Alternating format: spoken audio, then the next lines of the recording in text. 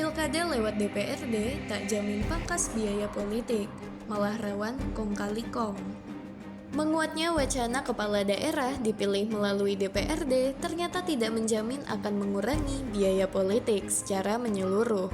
Padahal salah satu alasan utama bergulirnya wacana tersebut terkait dengan keluhan besarnya biaya politik saat pilkada langsung. Menurut peneliti bidang politik pada The Indonesian Institute Center for Public Policy Research Velia Primaresti, wacana agar kepala daerah dipilih DPRD tidak serta-merta mengurangi ongkos politik. Negosiasi politik antar partai, lobi, hingga potensi praktik politik uang dapat tetap terjadi dalam proses penunjukan ini. Katanya baru-baru ini, para elit yang mengusulkan agar kepala daerah dipilih melalui DPRD juga seolah mengesampingkan risiko adanya konflik kepentingan.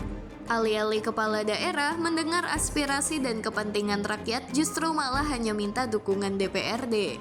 Selain itu, check and balance yang menjadi satu prinsip demokrasi juga berpotensi rusak dengan mekanisme tersebut. Jangan sampai DPRD memilih kepala daerah yang hanya aman untuk kepentingan mereka sendiri, mematikan partisipasi publik yang seharusnya menjadi inti dari demokrasi lokal, katanya. Pilkada langsung yang dipilih rakyat sejatinya merupakan bentuk legitimasi bagi eksekutif, seperti gubernur, bupati, atau wali kota. Tentunya dengan mengganti mekanisme pilkada langsung dengan keterwakilan bakal melemahkan demokrasi lokal.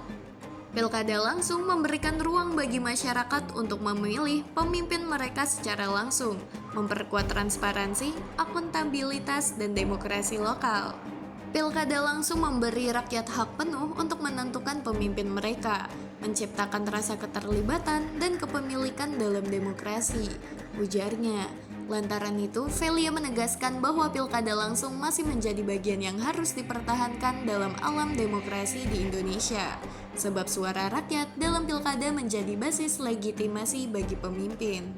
Pilkada langsung memberikan rakyat kuasa politik yang lebih bermakna, menciptakan demokrasi yang lebih kuat, dan memastikan pemimpin yang terpilih memiliki legitimasi langsung dari masyarakat, katanya. Tetapi bila elit politik tetap nekat menggunakan sistem keterwakilan dalam pemilihan kepala daerah di DPRD, ia menegaskan bahwa integritas DPRD dan partai politik perlu diawasi secara ketat.